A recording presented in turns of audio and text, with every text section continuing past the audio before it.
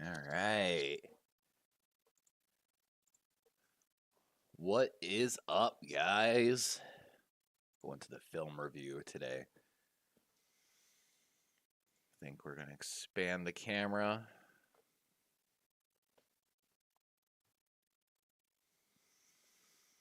And we might even go for a background change.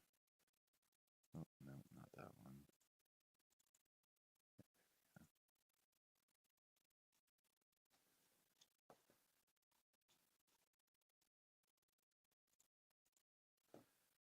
I like the lounge look.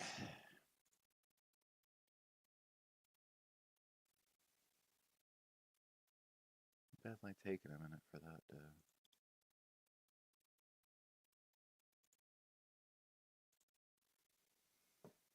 Oh, all right. Whoever's dropping in, thanks for dropping in. We're getting ready here. Make sure I got the Baltimore Ravens up on YouTube.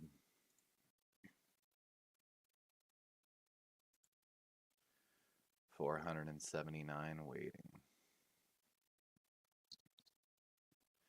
Yeah, it has not started yet. We're scheduled to start, I believe, here in 14 minutes, but I just wanted to make sure I had the actual YouTube channel up.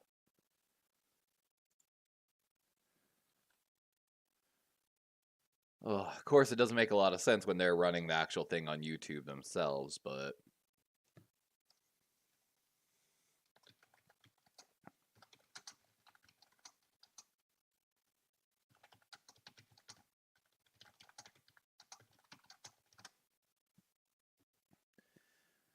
thanks for stopping in, ES. I really appreciate it. I'm so excited for this to start. We're 12 minutes and 49 seconds away.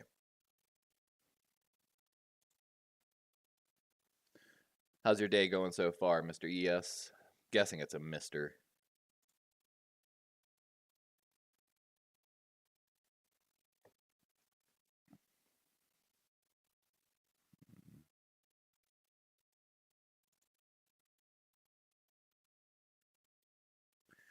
Yeah, so I'm sorry, yes, I misread you there. It has not started yet. We are, like I said, officially 12:15 out. And of course, if you have not seen the big news, Greg Roman has officially not been fired.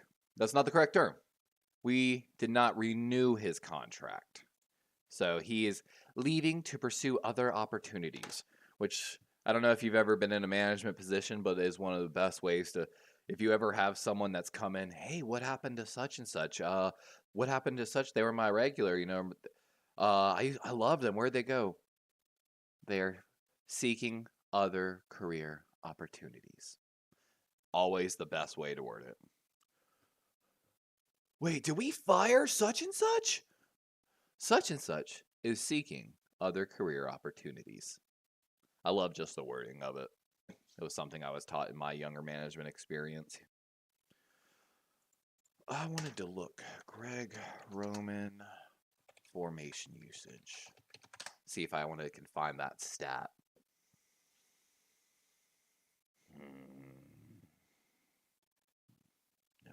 No. I wish there was I had access to a more stat-driven knowledge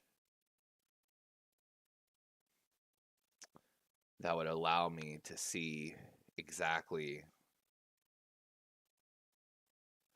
the stat usage of every single formation. So case in point, we know we like to run a lot of 2 and 3 tight end sets.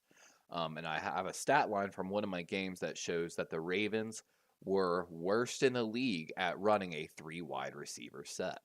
And that was before the Bateman injury, before the Duvernay injury, which was something I was very critical of from the get-go. Let's see.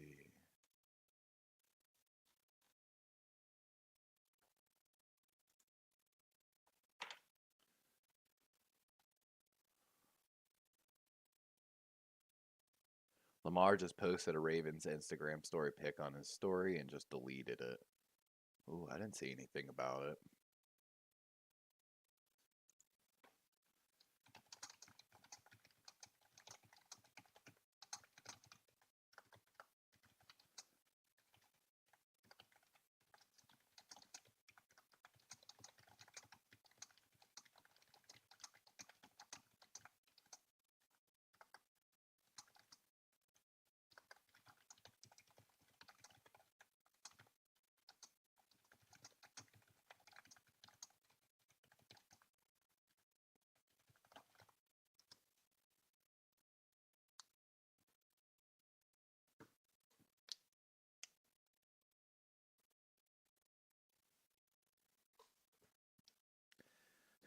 Trying to chat it up here in the Ravens YouTube channel as well. I'm not even gonna lie. I have no shame in poaching from the actual Baltimore Ravens. This is not like a streamer like Grossi, or Ingram, where I would never encroach on that level.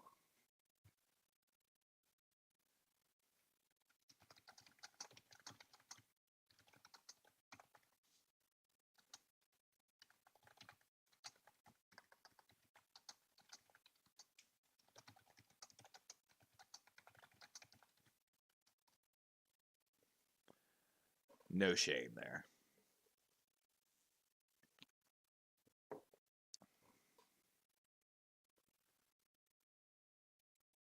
Announcing trade for they're funny.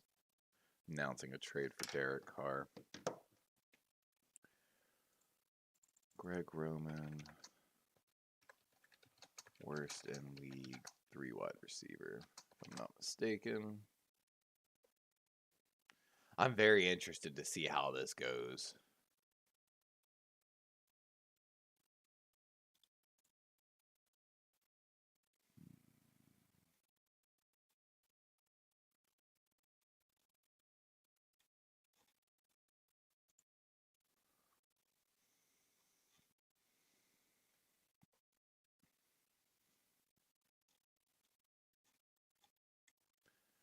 Can't find the numbers that I'm looking for, sadly.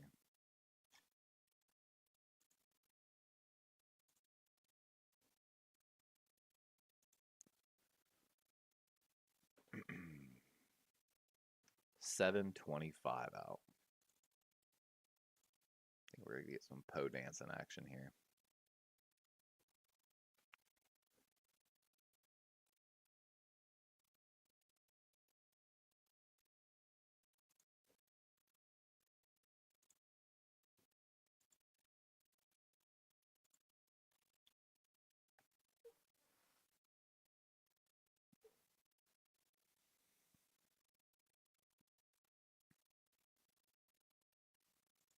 I think what we're about to do is load.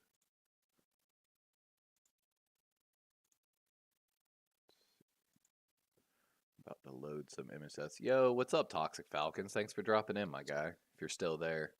I don't know if my view counter is working correctly today. We're still about 6:30 out. If you're there, hey, I was excited to see what Ritter had this season ever since y'all drafted him, to be honest with you.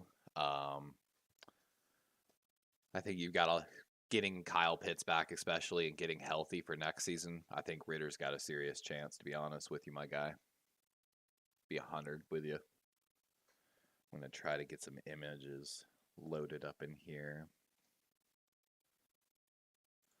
Okay, yeah, my view counter must be. But I talked about that actually when we played your Falcons. I had been waiting to see what Ritter had. Ritter was pretty good coming out of Cincinnati in the draft. And I think when you get Kyle Pitts healthy next season, and I can't quite remember, but I think you had some other injuries as well. But getting that Matt Ryan number off your books next year, I think, is when it happens. Plus, so I'll be honest, I'm kind of hoping to see a mutual parting of ways. I actually talked to my girlfriend about this last night. The possibility, I highly doubt it, but I think the writing's on the wall for Harbaugh like it was for Billick. I would not be surprised to see a mutual parting ways here with Harbaugh, or really crazy here, really crazy theory, guys. He retires.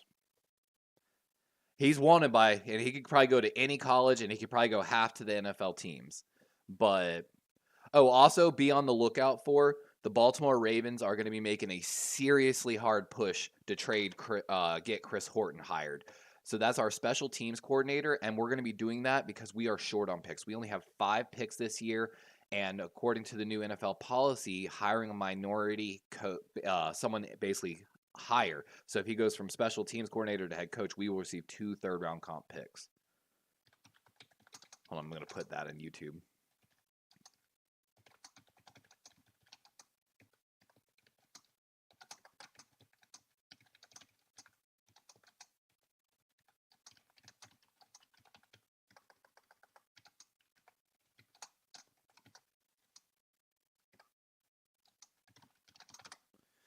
All right. Man, I hope y'all keep Lamar Jackson.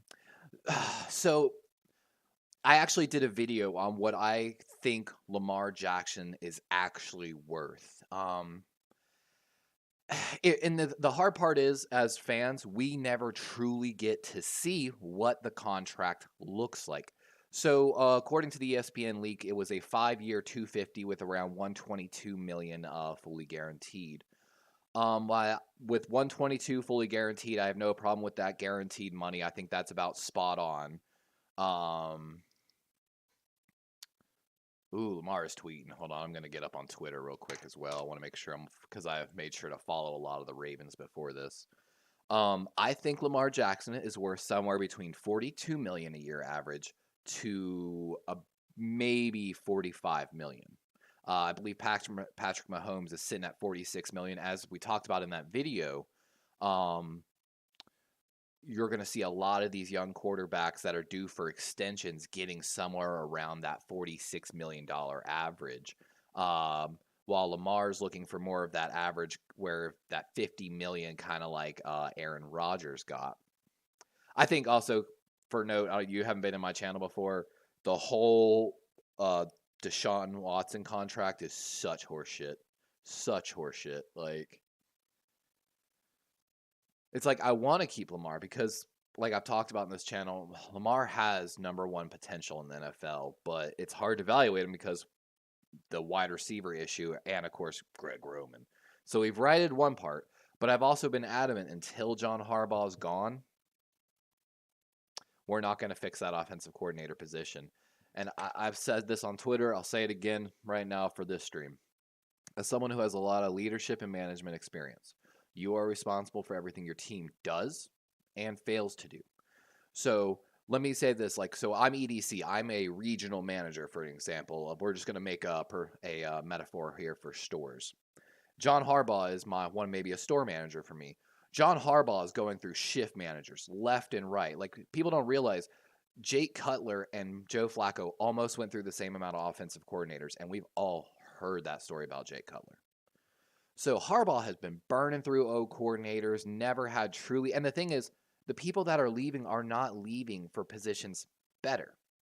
They're leaving for worse, which means as a leader, you're not doing your job, bringing in the right people, and B, fostering the leadership and the qualities that are sought after in your position, basically. And as the regional, I'm going to tell you right now, I'm going to take a good look and say, hey, man, you're the only one responsible really for bringing these people in. Like, it's your people. Of course, I verify them and everything, but you kind of been hiring bad for years.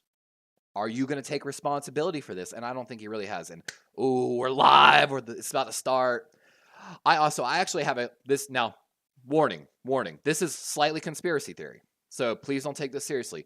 But I talked to my girlfriend about this. I said, man, I feel like that Deshaun Watson contract was almost a scam because they knew the quarterback market. Lamar, Justin Herbert, Lawrence is coming up. You've had a lot of contracts coming up, and that did get done.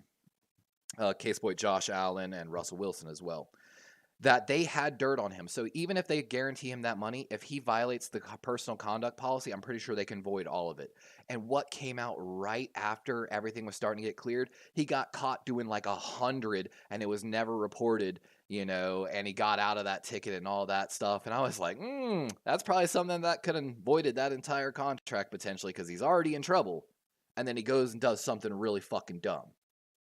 So it's one of those ones, I'm like, did they blow the market up, basically, knowing that they're going to void that shit eventually somehow or some way? And then basically be left with an amazing team with and then basically all that guaranteed money in free cap space now. Which, of course, then they can go out and, like, I made a joke. Can you imagine Aaron Rodgers in Cleveland? If Aaron Rodgers was looking somewhere else, Derek Carr. But all right, Harlan, we're going live. We're finally live. Oh, I'm excited.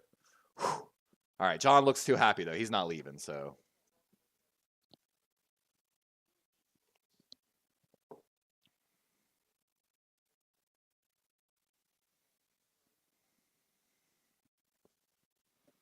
Thanks, everyone, for dropping it by. Where?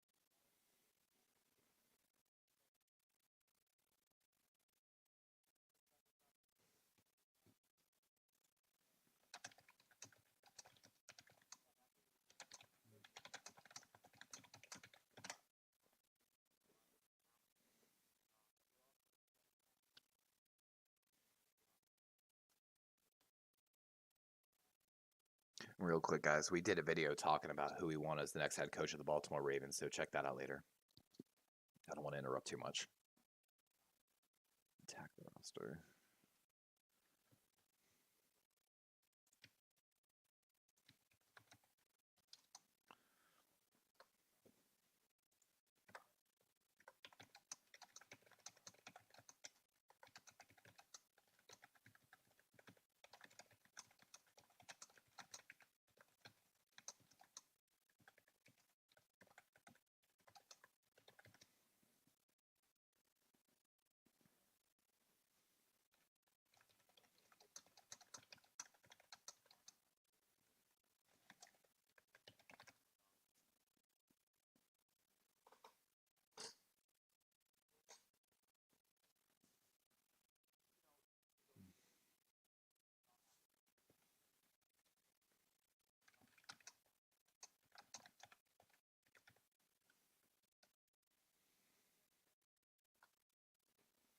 Wow, Mark Andrews' contract took 3 or 4 days.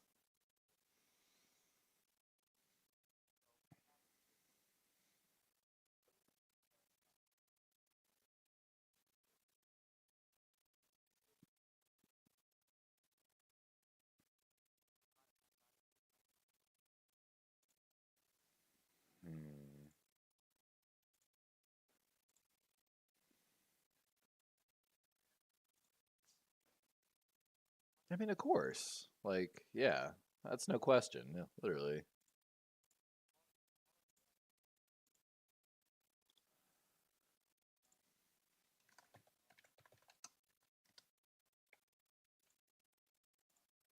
I wish I could ask questions.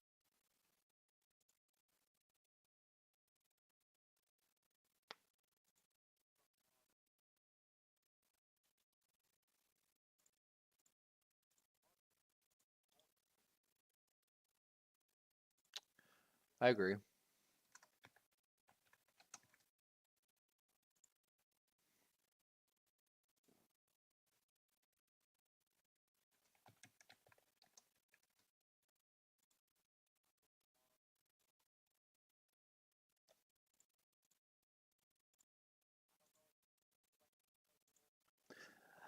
I'm getting ready for some screen grabs that I have from Steve Biscotti, by the way. So that's,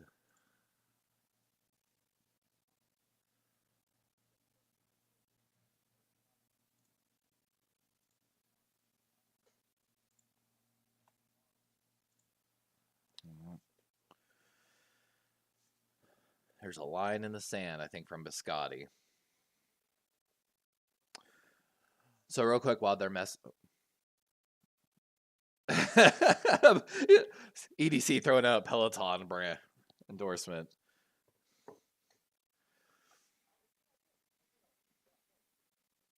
I wonder who Lamar said he wants as the offensive coordinator.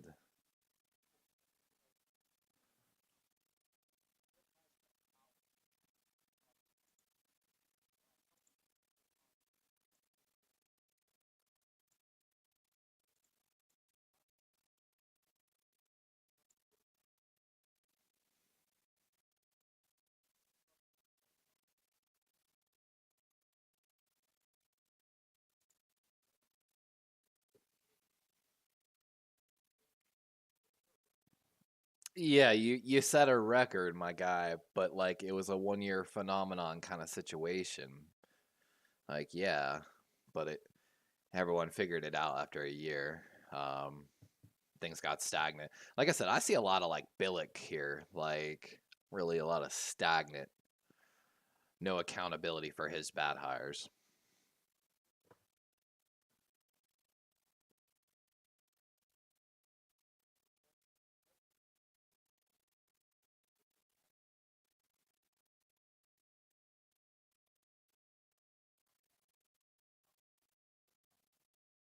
So Steve Biscotti, I've got this up on stream right now. Back in March, Steve Biscotti shared a few things. Unless Lamar has a change of heart, calls Eric and says, "I'm ready, Eric." Eric can't keep calling him going, "Hey, Lamar, you ready to get in here and get this thing done?" It's not a GM's job. So I think that's an interesting statement, guys. To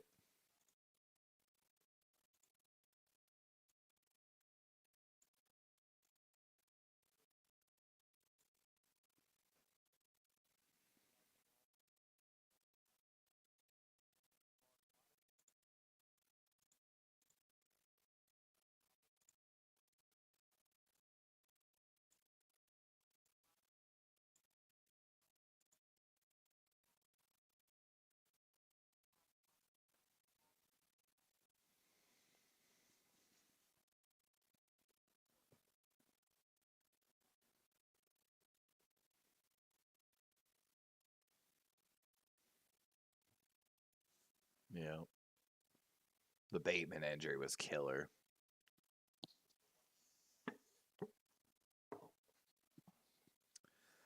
Right now, not a lot in free agency out there, by the way, when I looked at it. We want D-Hop, but D-Hop is going to take like I think a $14 million hit for his salary. But he might want to restructure because we talked about that in the State of the Ravens. He's got a weird 2024 clause in his contract.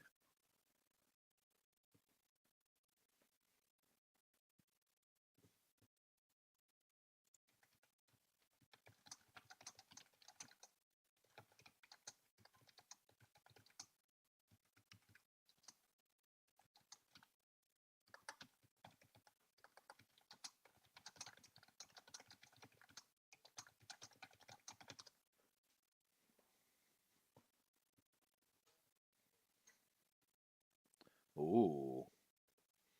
They're not going to talk about the contract. Oh, basically they're saying they're not really interested in doing this franchise tags thing that Lamar wants to do. Basically the Kirk Cousins route. Whoo, the reporters are going nuts.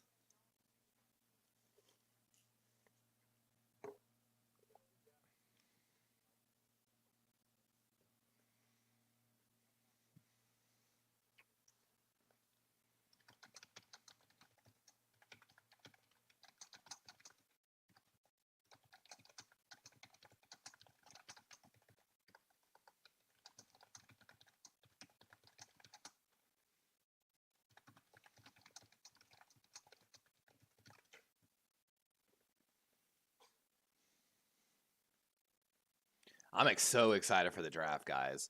I'm going to type real quick.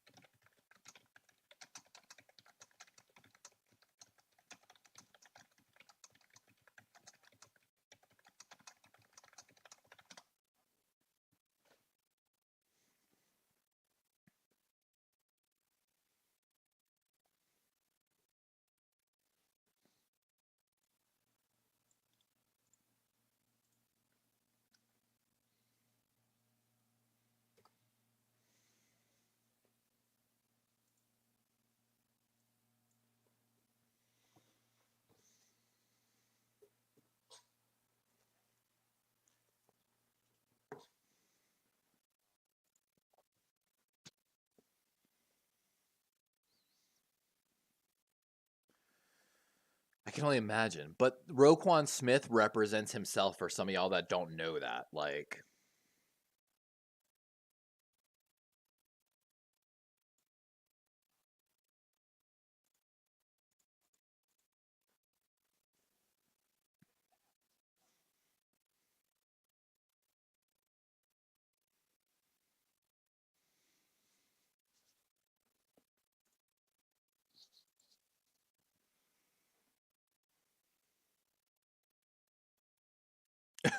Lamar is really going to feel like $1 million after that long-term deal.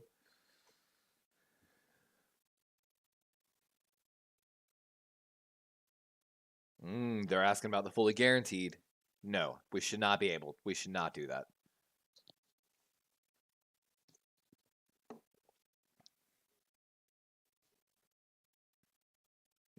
He's circling the question here.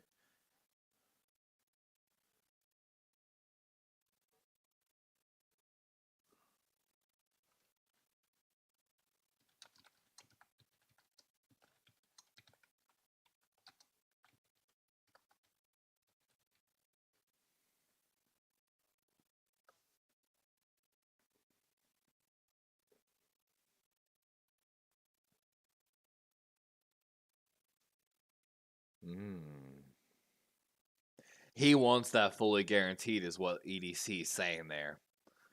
But they're not willing to give it to him, and they think the NFLPA should step in on that fully guaranteed contract, is what they're saying.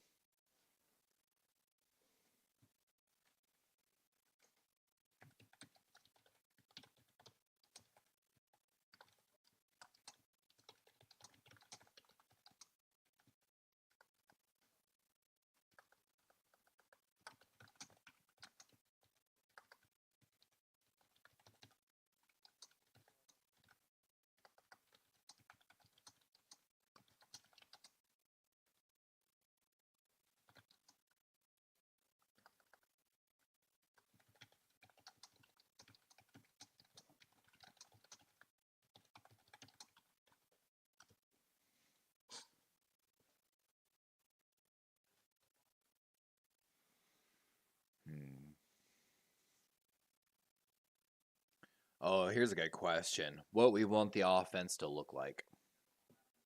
And I've been adamant on this, actually.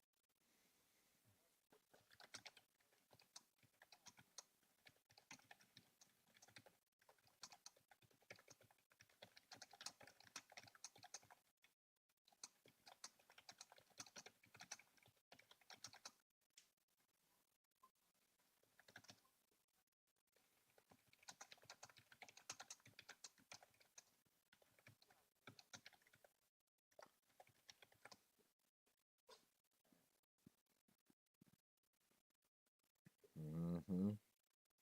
Mm-hmm. The Ravens have done a good job with their cap action. We covered that in the state of the Ravens.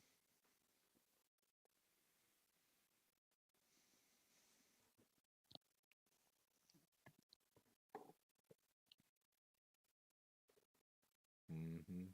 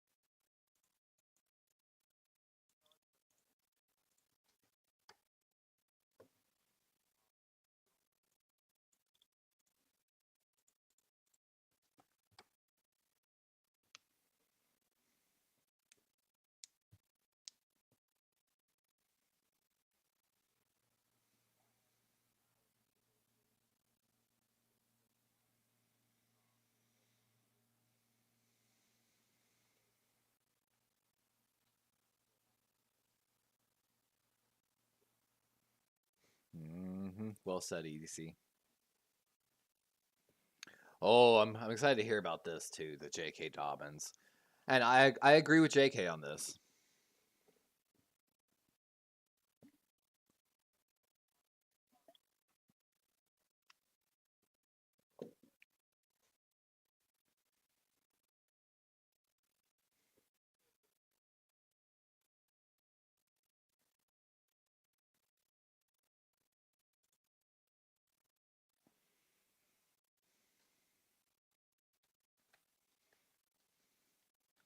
Hmm.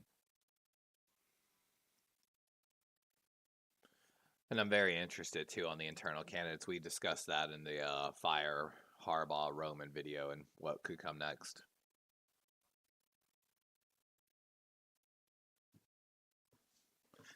Calais, please come back. Ooh. Ooh. Throwing a little shade right there, EDC.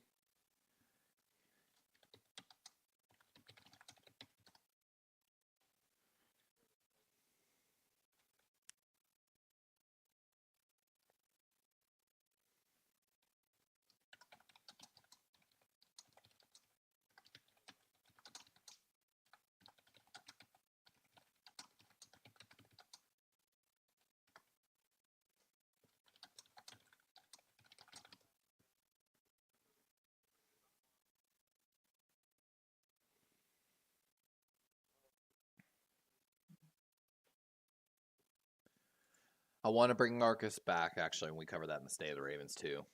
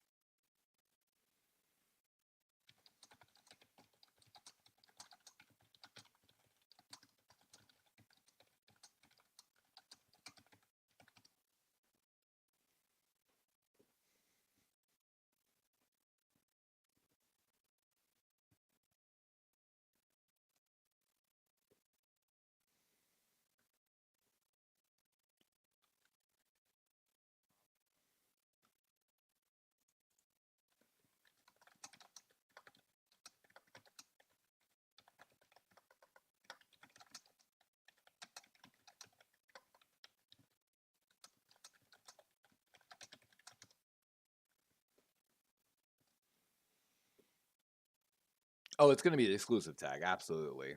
We don't want to use the exclusive tag, but so here's the deal. Let me put this right now. If we don't use the exclusive tag on Lamar, then they're willing to trade him. If they use the exclusive tag, they're not willing to trade him. It's as simple as that, guys.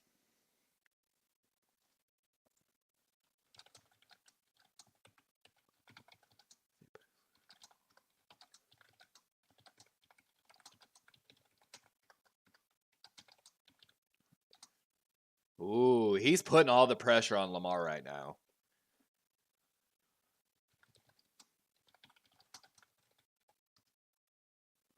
Ooh. Ooh.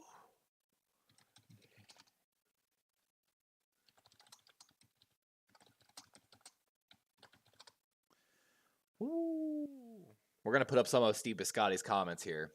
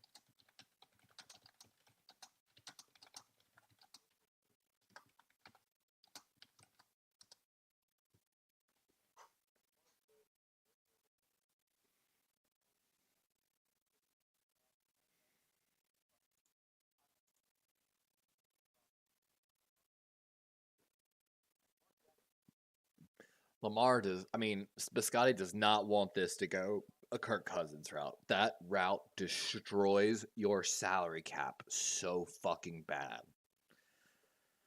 Let's just say that. And the way EDC worded that earlier, talking about that contract again, we got a little more out of him.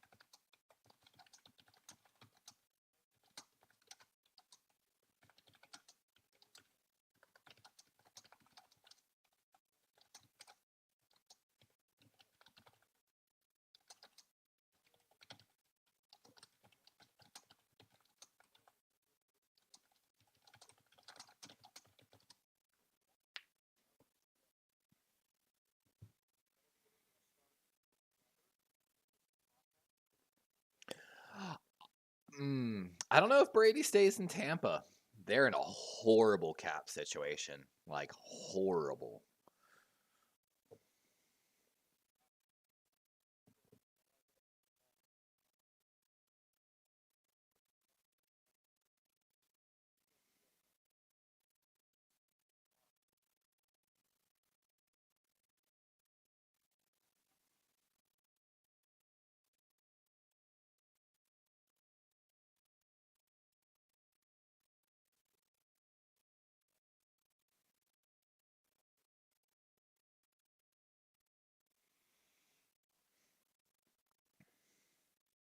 I'm about to bring up some probably controversial image here.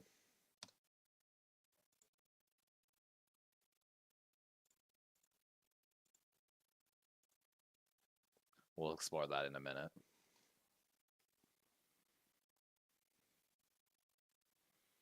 I don't think Carr goes to Atlanta. I think they're excited to give Ritter a chance, to be honest with you. I don't think that happens.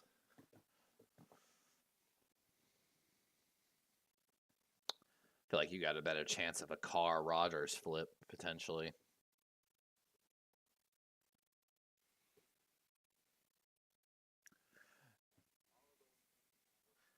Now, let me say this right now.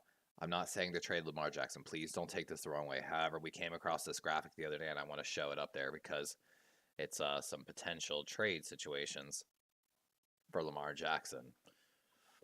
And I mean, it's one of those ones like EDC was just saying. You got to kind of look at it from an organizational standpoint, you know.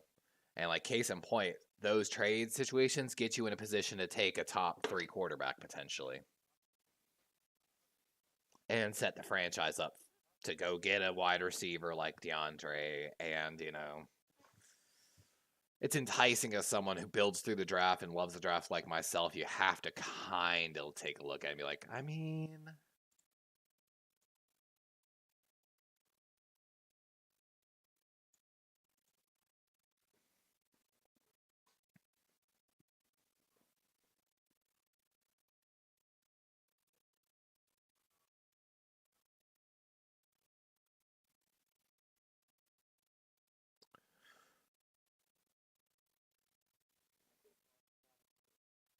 ooh, question for Harbaugh and EDC answered because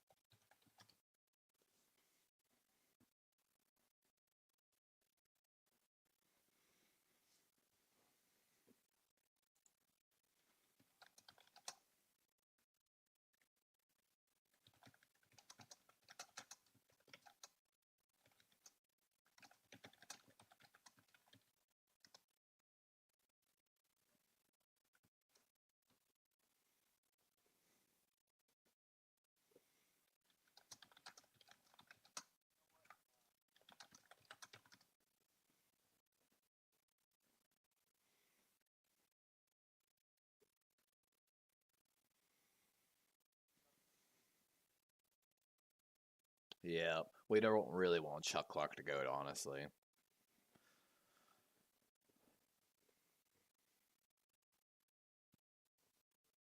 Yep. And in my state Ravens, we don't trade Chuck Clark. We keep him around. We'd love to keep him basically and still keep Kyle Hamilton as a basically big nickel.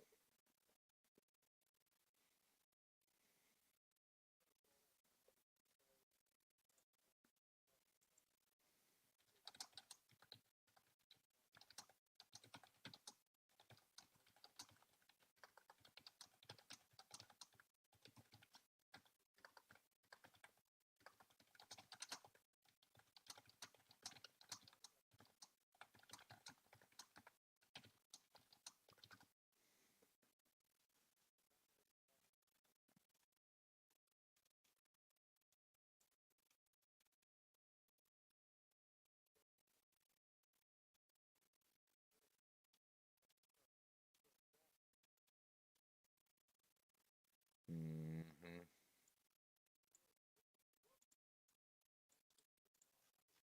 Well, Harbaugh, how you gonna talk about that and then not address the wide receiver? That wasn't a late. That was an early injury problem. Like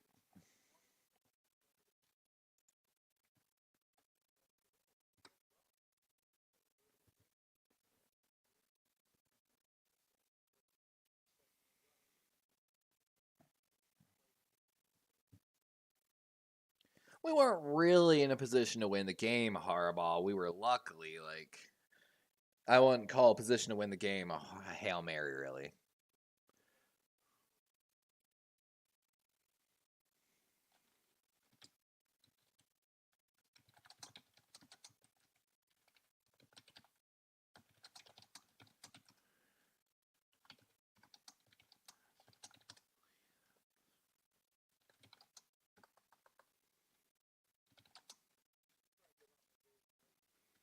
I wish I could ask that.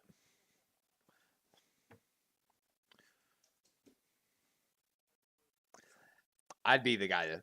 At what point, Harbaugh, do you step up and take a little accountability for maybe the bad decisions at offensive coordinator? Later, Chimera. Thanks for dropping in, man. I hate this. It's just they have to be so nice to him because they Ravens could probably take away their press pass. Like, so you're not getting these probably more inflammatory questions that I would love to see.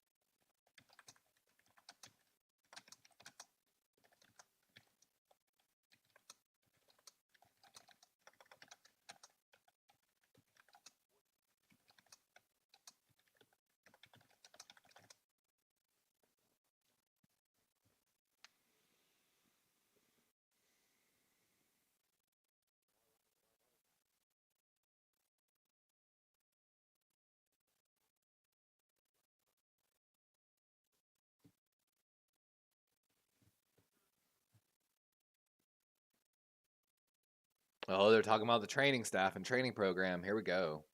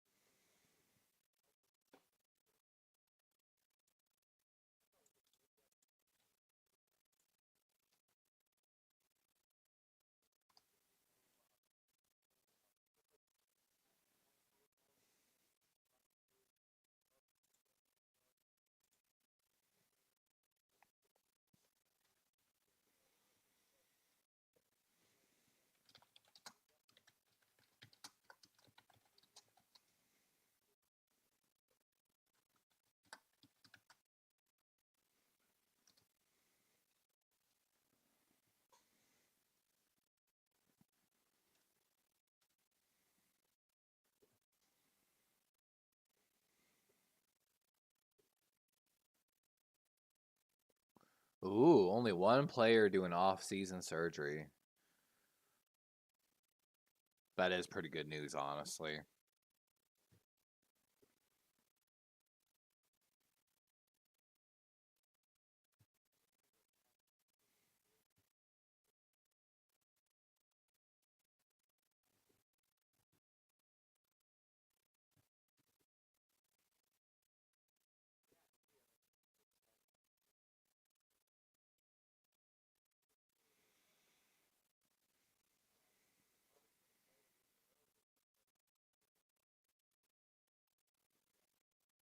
Mm-hmm. Which is why, again, we explore trading Bowser, because Ojabo's the future. OA needs to step up. And in our State of the Ravens, we make enough cap room guys to re-sign JPP as well as Houston to back those two up, and that solidifies hopefully our outside linebacker core with maybe the addition of a young draft pick, basically for depth.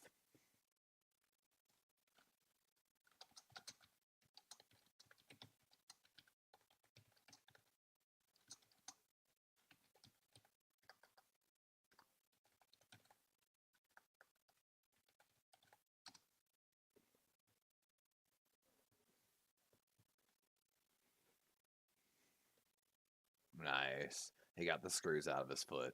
I'm very excited for Bait next year. God, what I would give to get on Studio 44.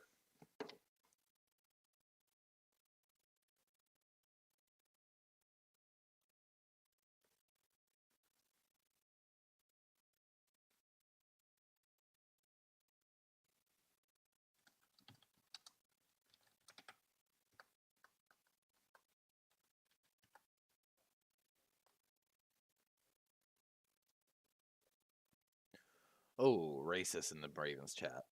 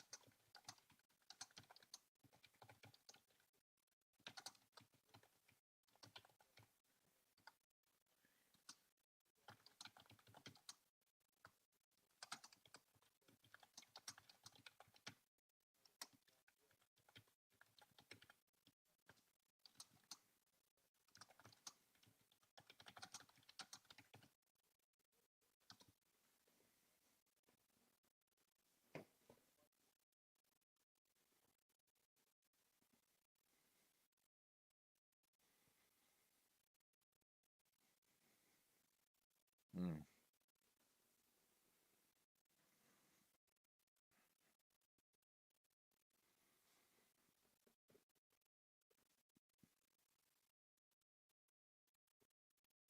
Oh, targeted question here about getting the number one guy.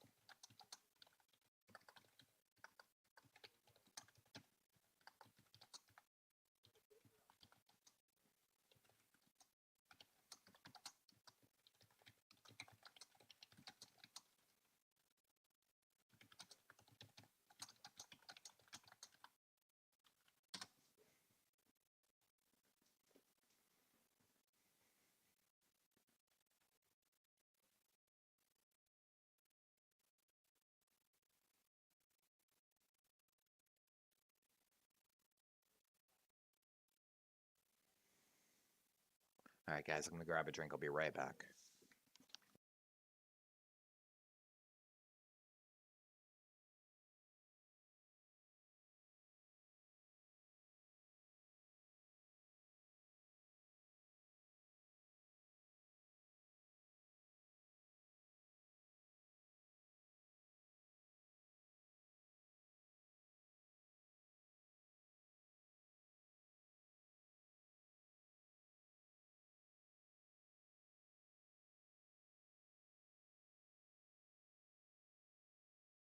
All right.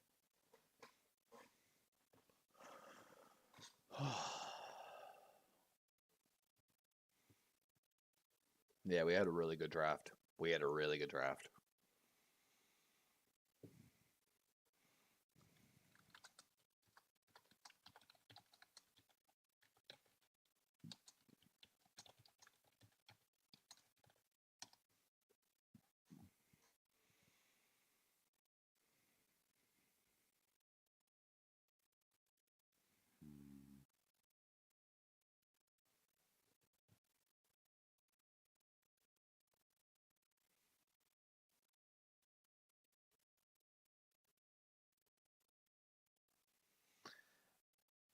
It's going to be a good draft.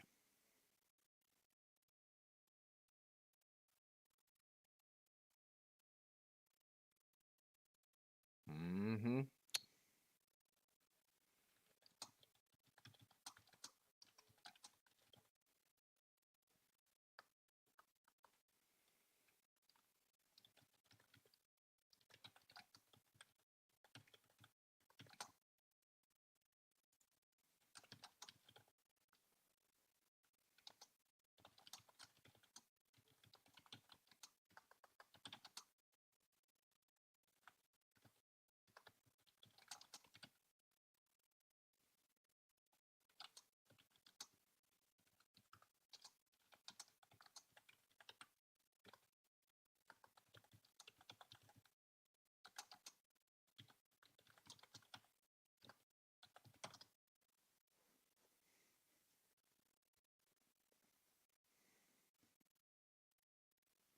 We covered the Ben Powers and the state of the Ravens too. Expected about $7 to $10 million average per year.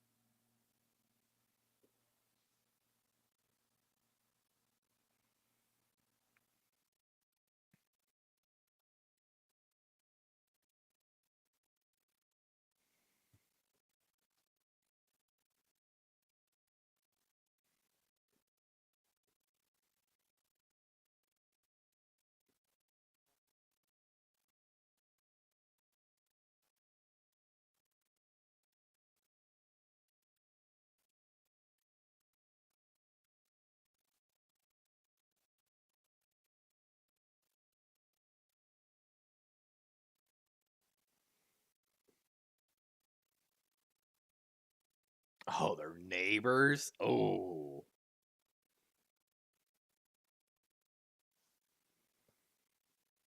Oh, the audio just. Oh, wow. That's it? That's all we get?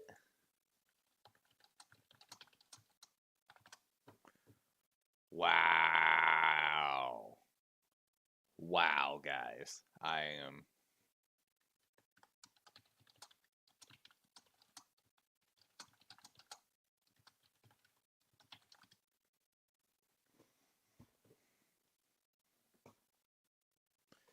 Guys, like. What? I feel like we got nothing really there other than EDC's a little irritated about the entire contract situation. Like, God, I really was hoping somehow we were going to be let go of Harbaugh as well, but he was way too excited and happy, I feel like, in that press conference. It was unusual, though, like they talked about, for EDC to even be there. Man. And yep, there someone says that these coaches are friends, and that's the problem.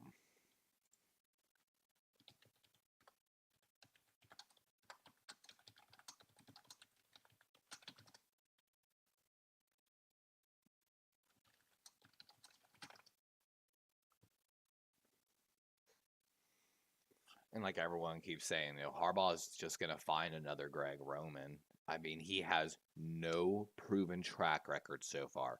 None. Zero. In the hiring department. Like, it's so incredibly frustrating. And I don't understand why. And so Steve Biscotti's been on tape talking about he does love consistency. And that's why, he has kept Harbaugh around, because at one point he was truly thinking about firing Harbaugh, but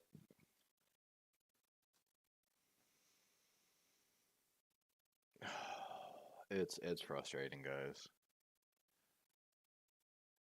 And we talked about it a little bit in our Fire Harbaugh, Fire Greg Roman video that we really wanted.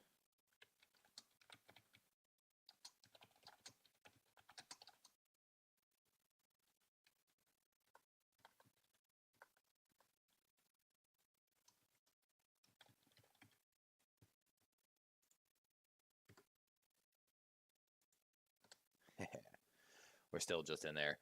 Normally, I know I don't ever try to poach viewers or anything like that, but it's not like it's an actual streamer. This is the Baltimore Ravens. I don't have any real shame there. Compared to, like case point, if this was Grossi or Ingram, we would never cross that line. We've already had one Fire Greg Roman chant going in this channel. I'd love to get a Fire Harbaugh chant started in the channel.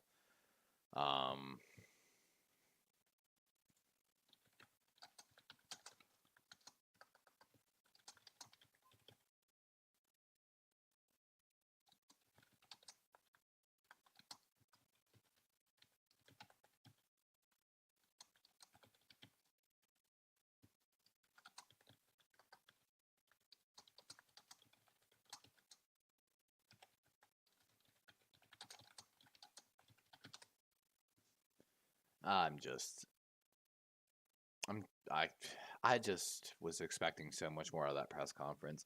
And the thing is, so we're gonna address it real quick. So Steve Biscotti said this back in March. Unless Lamar has a change of heart, calls Eric and says, "I'm ready, Eric," and says, "I'm ready." Eric can't keep calling him and going, "Hey, Lamar, you really need to get in here and get this thing done. It's not a GM's job."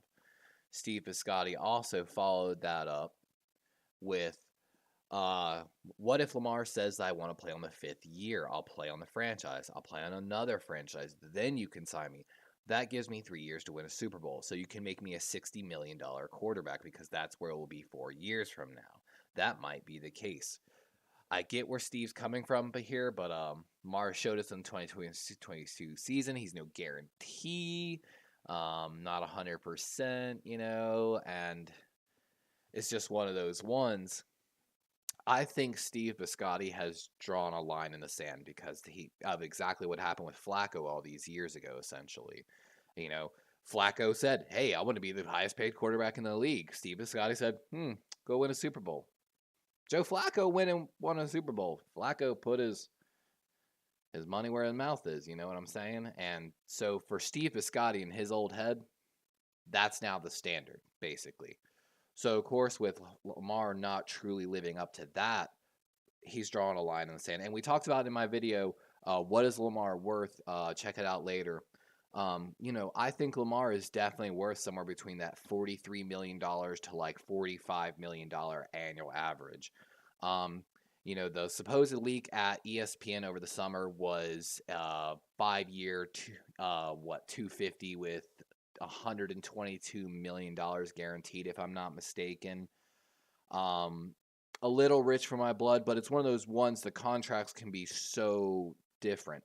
So for everyone's dropping in, again, in my State of the Ravens video, we do a lot of extensions, trades. I'm going to real quick recap that. So on our State of the Ravens video, we're trying to, of course, sign Lamar to a long-term extension. We go into that with the entire mind, no trades, just trying to get him, of course, with the franchise tag. And as we talk about here, you can see on the screen, I don't want to go the route. I think Lamar wants to go the Kirk Cousins route slightly because it does lead to a lot of money. However, that franchise tagging route that Kirk Cousins take is horrible on the cap. And especially if we have to apply an exclusive franchise tender to Lamar and not a regular franchise tender, I believe the price tag goes up there, guys. So it's going to be really hard to fit, case in point, DeAndre Hopkins into this unless we get Lamar signed to a long-term deal. Now, we talked about in the State of the Ravens video, DeAndre Hopkins is due, I believe, somewhere around like 14 and 12 million. A lot of his prorated money is from the Cardinals, meaning it would not be on the Ravens' books because his total cap hit for next year is going to be 30 million, which is ridiculous. But like I said, a lot of that's dead money on the Cardinals, so if he gets traded, the Ravens aren't accountable for it. So we've got to make cap space for that. So we extend, we're going to basically try to extend Ronnie Stanley to get some money freed up in that deal. He's a 2025 free agent. We're going to trade Bowser, trade Pierce, and I don't want to trade Bowser. I don't want to trade Pierce. They honestly played pretty well, and in the video, we actually cover that with some metrics. But we need some late round draft picks because the Baltimore Ravens only have 5 draft picks going into this draft. And as we know, EDC truly loves to have somewhere between 8 and 10 draft picks, honestly. So with that said, again, we're going to move Pierce. We're going to move Bowser. We're going to extend Gus Edwards. We're going to extend Ronnie Stanley. Hopefully get a deal done with Lamar Jackson. Pardon me here. I'll grab my notes. Yeah, we're also going to extend Zeitler as well, which helps free us up some money. This will allow us to bring back basically Marcus Peters on approximately a $9 million deal. We can keep Chuck Clark, and then also we can use that money to bring JPP back and Houston back. And actually, Houston played himself into more money, which we cover in that video. So I believe he was on a 1-year, $3.5 million deal this year. Played himself into approximately a $5 million deal, while Marcus Peters actually kind of played himself down from $14 million to approximately 9.8 or $10 million average. So with that, those extensions and those trades, we can hopefully free up enough space to basically keep this roster almost exactly the same, while extending some key guys here in the future and freeing up some cap space while also getting some late round draft picks, which hopefully EDC said a long time ago that he would like how kind of the Packers were doing their wide receivers, which didn't work out great for the Packers, but taking a lot of swings at wide receivers late in the round. I expected more last year. And I was very critical of Harbaugh's decision at camp time to keep certain wide receivers and let other players go. I think we could have handled our roster decisions way better. And again, guys, we cover this a lot more in my State of the Ravens video, which I put out yesterday. It's an hour long. I'm so sorry it's so long, and I still didn't get everything I wanted covered. And we also addressed this in the Fire Harbaugh and Roman video. Oh my God, there's a bug in front. I'm going to lose my mind. But yeah, what do y'all think? Like, honestly, like I said, I want Harbaugh gone. I don't agree. I've always been critical of John Harbaugh. It just breaks my heart, the lack of accountability. And some people were saying in the Ravens chat there, it's because they're friends. They're too much of friends. I feel like that they need more of a professional line. As someone who has a lot of professional and leadership experience, let me tell you, you have to have a line. And we talked about earlier in this video, where is the accountability? Joe Flacco almost went through as many offensive coordinators as Jake Cutler, I think off by 1. And that was a constant topic on ESPN, guys. Constant. Oh, Jake Cutler never got a chance. He had so many offensive. Joe went through like 5 coordinators in like 6 years or something like that. And Harbaugh has botched. Yes, he had a few brilliant, like the safety punt decision way back on the Super Bowl run, but he has also mishandled so many clock and roster decisions. Who I don't know a Ravens fan that was not upset about how clock management on that last drive. And that's where, as a head coach, you need to step in and do something. And again, I just hate that feel like there is no true accountability from EDC towards John Harbaugh, essentially.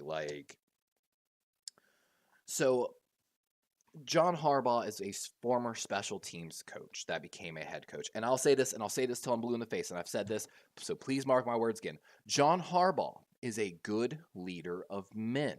I will never take that away from him. However, I believe John Harbaugh is a mediocre football coach. And that's because, and as long as John Harbaugh is our head coach, the Baltimore Ravens will never have a true offensive identity. And again, none of our offensive coordinators are leaving for better positions. They're not leaving to become like the head coach of another NFL team. They're dipping out and basically fading off into anonymity, And so, as long as John Harbaugh is the coach because here's the thing. Let's say Harbaugh actually, by some freaking miracle, makes a good roster and hires a good coach, a good offensive coordinator. Lamar balls out. Lamar has MVP season. We win the Super Bowl. Everything's great. You don't think that offensive coordinator is going to get a head coach job somewhere with like a number 1 draft pick like Houston and get to develop his guy, basically? You don't think that's not going to happen? That's exactly what's going to happen. And then Baltimore is going to be in the same situation we are now, looking for an offensive coordinator.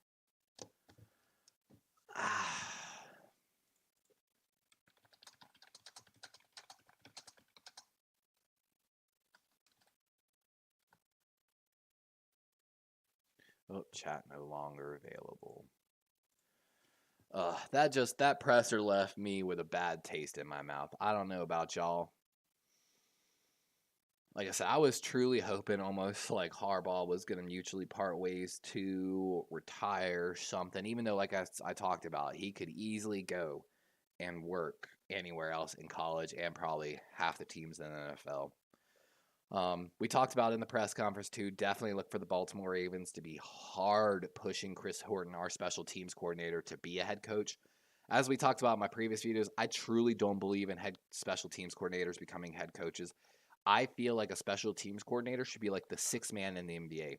I think you should have an offense coordinator, defense coordinator, special teams. When your offensive or defense coordinator leaves for a better candidacy job, your special teams coordinator should move over. Make a almost like lateral move first and see if they can run an offense or defense first before they become a head coach like John Harbaugh. Because that's the thing, under Harbaugh, we have no true offensive or defensive identity. And that is not going to change.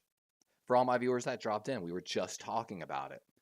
If no matter what, as long as we have Harbaugh, even if we hire a great offensive coordinator and they run a Super Bowl winning team and we win it all, you don't think that offensive coordinator is going to get taken for a head coaching job somewhere like Houston, that has a high draft pick and can get any quarterback they want? That's the move. That's what you do. So, and again, at that point, Harbaugh is just going to be looking again. So I desperately here, pleading for Steve Biscotti, fire Harbaugh. Please bring in a young, fresh-minded, offensive coordinator-minded individual to bring offense. Again, and one of the things I want to see desperately is I want to see a lot of these designed quarterback runs taken out of the offense. Now, some of you are going to say, oh, that's taking Lamar's legs away. No. I want Lamar still be able to run freely. But I want him to be running when truly there is a breakdown in protection or the plays breakdown. Because here's the thing, Greg Roman uses Lamar as the centerpiece of the design of almost every start of the play.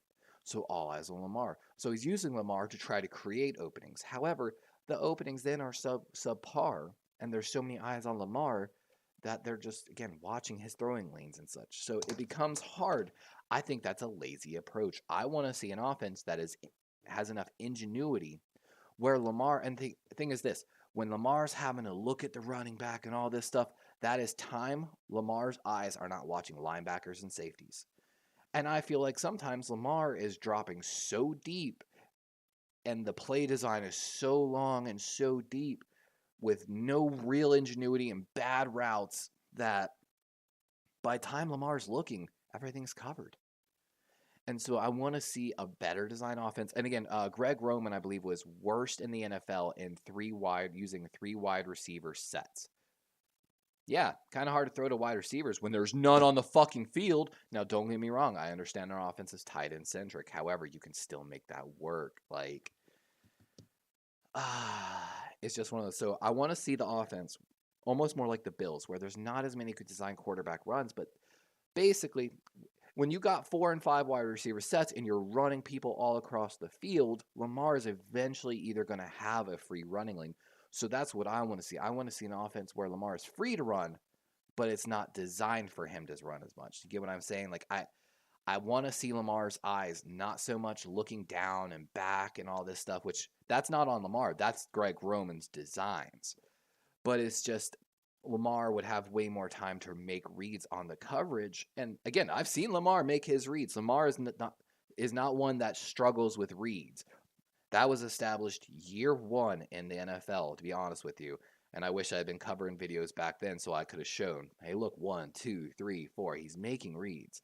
The problem right now is the Greg Roman design, and we talk about that a good bit. So hopefully that's going to change. But as long as Harbaugh's the coach, I have no confidence that that's going to get fixed. Like, I don't know, guys. Y'all have any thoughts? Like, I'm over here just monologuing away.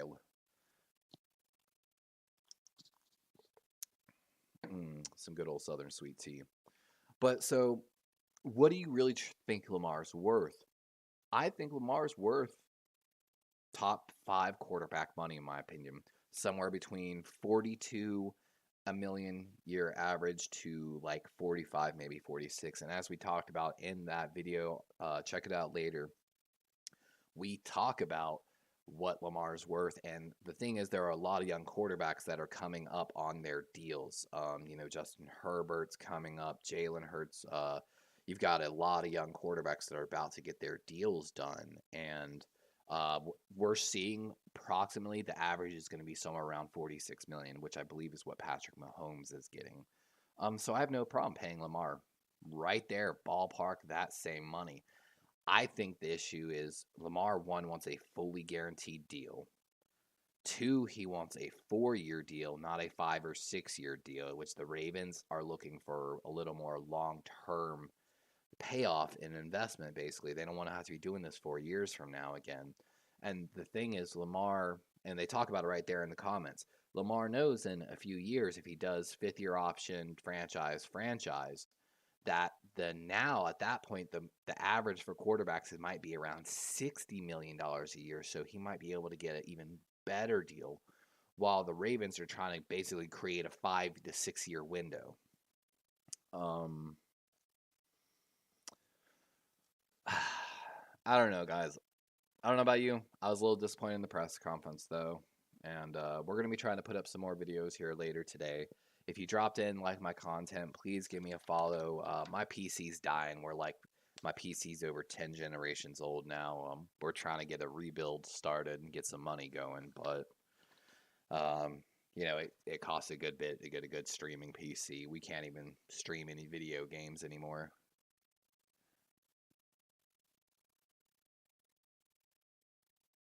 Yeah, and that's the thing. I actually, in my opinion, Gunny, I love back when we won the Super Bowl. I am a fan of a power running style with a vertical passing scheme. And one of my critiques in the actual videos where I did coverage, sometimes Roman's run schemes were too long to develop. And that's why, unless you have someone like Gus Edwards who can really carry someone after he takes contact, Kenyon Drake would maybe get those big runs when, and again, he would give credit, man, the offensive line was opening holes. But if he gets hit early, he's getting taken down for almost no gain. I want to see a little bit steer away from those and understand some of those were also That's the problem. So a lot of those run designs were also developed with RPO aspects and pass concepts built into it, essentially. So like I kind of understand it, but I'm not a fan of it. And we've been very critical in some of our videos. Greg Roman with his stacking techniques, he would stack wide receivers or tight ends, but then I feel like with route concepts failed to utilize it properly. So we got to see a change with that.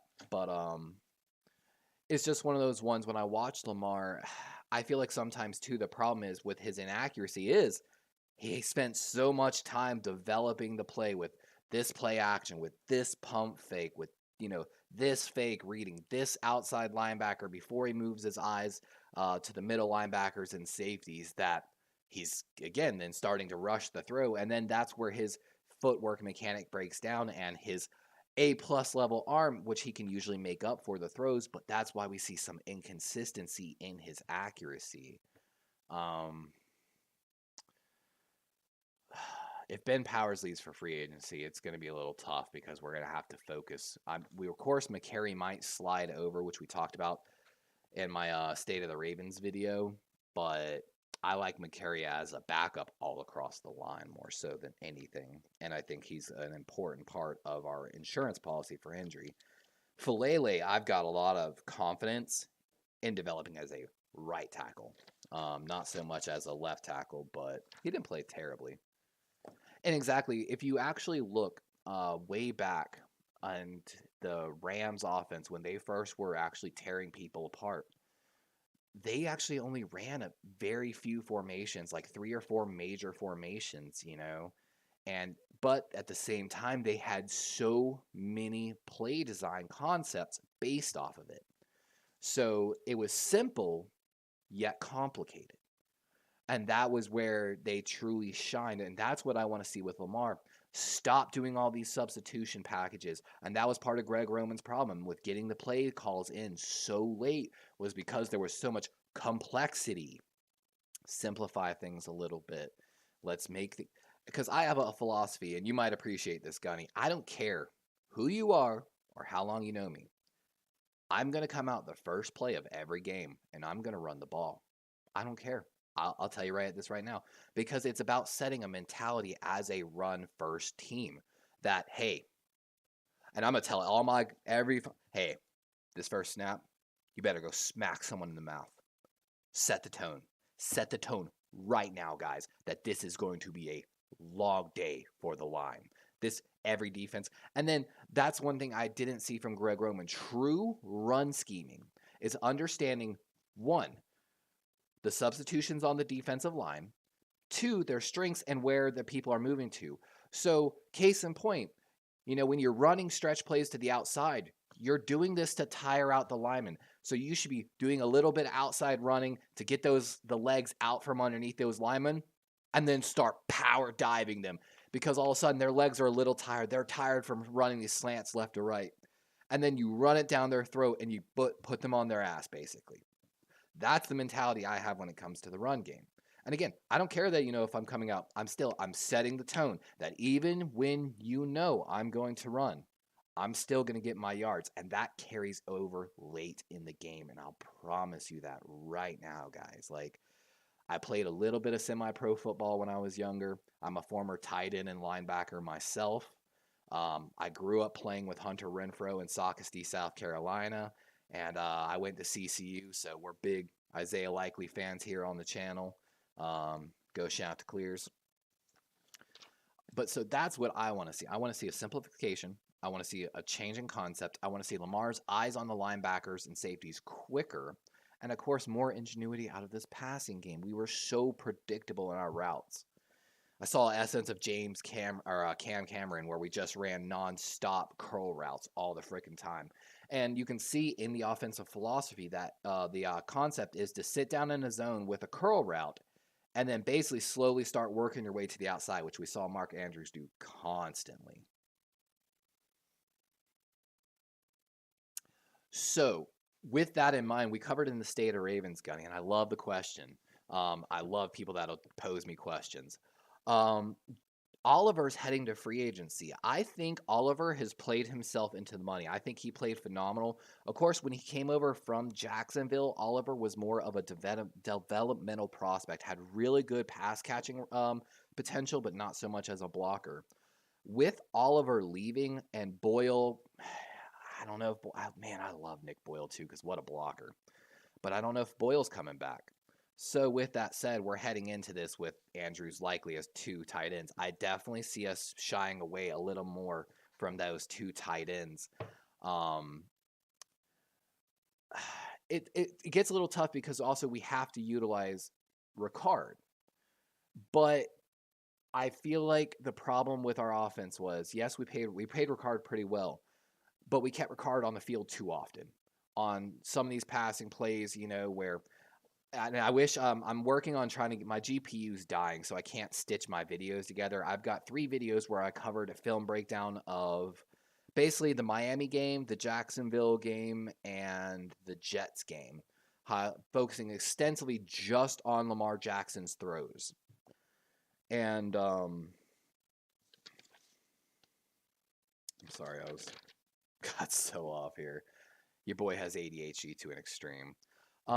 So I could see us. Oh, but so the idea was though that when Ricard was on the field, it was so predictable, and actually Ricard was left wide open often, and Lamar was just looking too deep, and just trying to. Again, Greg Roman's play design. It's not all on Lamar. So I definitely see us decreasing that 2 tight end set a little bit. At least I'm kind of hoping so. I don't mind 2 tight ends. I think it's very important in a power running scheme to do a 2 tight end, 2 wide receiver kind of set, or a 2 tight end, power with a fullback. But either way, I'd like to see a little more ingenuity using those 2 tight ends. So when they are on the field, Isaiah Likely is a great wide receiver threat. And of course, we all know Mark, and I've talked about this. Mark Andrews sometimes frustrates me as a former tight end, but I've also said this on stream. Mark Andrews has the #1 tight end potential in the league, in my opinion. He has that potential. I'd like to see sometimes less of those double clutch catches and such, but I was critical of him, I believe, 2 years ago, and he shut me the fuck up. Excuse my language, but he shut me up. So I just want to see more ingenuity out of it. And we saw in that final game, Mark Andrews kind of going out as the X wide receiver a little more often. That's cool. You can run that. But what killed me is like the lack of back shoulder fade throws. So when you line Mark Andrews up in that position, especially in the red zone, you're looking for back shoulder fade all day, every day. If they don't double Mark, you're tossing it up to Mark. And we covered actually in one of my videos, Lamar Jackson actually has a preference, in my opinion, according to my knowledge and my scouting, a preference for above 6-foot wide receivers. And this goes back, and I use stats here, to his Louisville Cardinal days in college. The 3 years Lamar Jackson was at Louisville, like 80%, like a ridiculous amount of his wide receivers were above 6 feet. Lamar Jackson throws a good deep ball. Lamar Jackson can put a good touch on the ball and can throw the ball with a finesse deep, which when you get these bigger 6', 6'4" guys, Lamar can put that back shoulder fade to him or give them a chance just to go up and get the ball. It's just the way he floats that ball in his throws. And I think that has disappeared in Greg Roman's offense, even to the tight ends. Most of the throws to the tight ends are them just sitting down in zones or Mark Andrews on a deep crossing route, which we talked about in our videos became so predictable. So I could see us using a decline, especially from possibly 3 tight ends or 2 tight ends and Ricard out there, which we saw a good bit. I like 2 tight end looks. However, you have to, and also let me throw this in there. In the Patriots game, we covered it a little bit. Patriots-Pats game. And the announcer, Tony Romo, talking about there's 2 play designs, concepts to everything you should always have in there. One is a good, let me emphasize this, a good motion.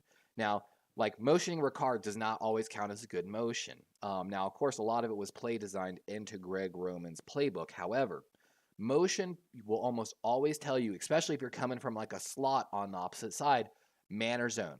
So if you look at the Patriots offense and something when I designed, like when I played a little bit of flag football, every play should have some basically a motion designed into it to help us, your quarterback make his read early. The second part of this is making a staple of play action, which of course, if you are running a vertical power run scheme, play action, and we saw with Joe Flacco, play action become lethal. The play action designed in Greg Roman's offense, in my opinion, though, had too many issues. And like we talked about, Lamar's eyes were taking too long, not on his fault, too long to get to the linebackers and safeties. But ideally, what I want to see is the three wide receivers look more, because just there's a difference. You know what I'm saying? And it's how you get the defense subbing into these other packages more. I want to see more DBs on the field having to cover guys deep, long. And that's the thing, just the passing concepts, even when we were watching, didn't really allow Lamar to run. Like there was always someone basically in Lamar's path, whereas, and let me say this: Chip Kelly, former head coach of the Eagles, you know, and the Oregon head coach, horrible head coach, horrible. But I did learn one thing from him. Chip Kelly actually used trigonometry, if I'm not mistaken, to essentially calculate giving players the most space possible. And that's why he was so good in Oregon, because basically in college there's a talent difference, especially out there on the West Coast, you know. It's not like the SEC. And oh, fun fact, your boy was a charter coordinator for the University of Arkansas. So I have personally met the University of Tennessee, LSU, University of Auburn, as well as University of South Carolina. So I've met some of these SEC teams. They're big boys. But so Chip Kelly used trigonometry to basically always ensure that the maximum amount of space on the field was being used to try to get as many of these star recruits that he had into one-on-one positions where, you know, you've got a 5-star halfback matched up against a 2-star linebacker. He's probably going to make him look a little silly potentially. And then, of course, gap plays. Gap, gap, gap. Game-altering plays. You have to have yard after catch. And it's something I love Lamar, and it's something we talked about in our videos that I haven't put up yet. Lamar sometimes, while yes, he gets the ball to the wide receiver or the tight end, it's not in a good position, which kills me. As someone who played tight end, I snapped my leg in half with a quarterback that put the ball behind me, basically. Sometimes he puts that ball not on the correct shoulder or really low, and it prevents the yards after catch. And that's what kills me a little bit. And in one of the videos I actually cover, you know, it's like, yeah, on the play, if you looked at the play sheet, this is a 11-yard gain. This is a 15-yard gain on the play. Oh, that's awesome. That's awesome. But if you're actually watching and doing the eye test, oh, that's an 11-yard catch. But man, if that was a clean pocket, if that ball had been delivered better and a little driven through a little bit more, that would have been a 20-yard catch. And in the videos, I'm really trying to get them up. I'm showing the full 22-yard camera where there's 20 yards to the sideline, essentially 10 yards to the next player, and our guys, you know, having to stop and catch the ball. And it's not, you know, that he needs to. Now, don't get me wrong, sometimes Lamar is making the throw that is protecting his guy.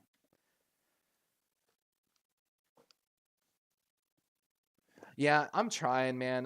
Like I said, my gunny, my PC's dying a little bit, so this is basically the most I can do. I feel like I do have good knowledge, but I do have a struggle keeping my viewers around, which is something I'm trying to work on. But we're going to be doing a lot of draft coverage. I think I'm about to wrap things up here before this video gets too long for the day. Yeah, we're already at an hour and a half. But thank you so much, Gunny, for dropping in. Anyone else who dropped in, appreciate you. We're going to be doing a lot of coverage here soon. I talked about it, Gunny, if you're still there. When we drafted Joe Flacco back in 2008, I was in Disney World for my grad night trip senior in high school. I left the parks to go back to the room. My friend's like, "What are you doing?" I'm like, "Bro, draft's about to start." I am such a big draft fan. My ideal dream job would be working in the scouting department for the Baltimore Ravens. That is my dream job. But I went back to the hotel and I watched that entire draft. That's how dedicated I am to the draft. So, of course, draft and free agency times here. I'm excited. So, we're going to be doing a lot of coverage of that. Thank you, Gunny, though, for dropping by. Please make sure to check. Hopefully, we'll do some more videos here soon. Anyone else, thank you again. Fire Harbaugh. Fire Roman. D-Rave out, guys.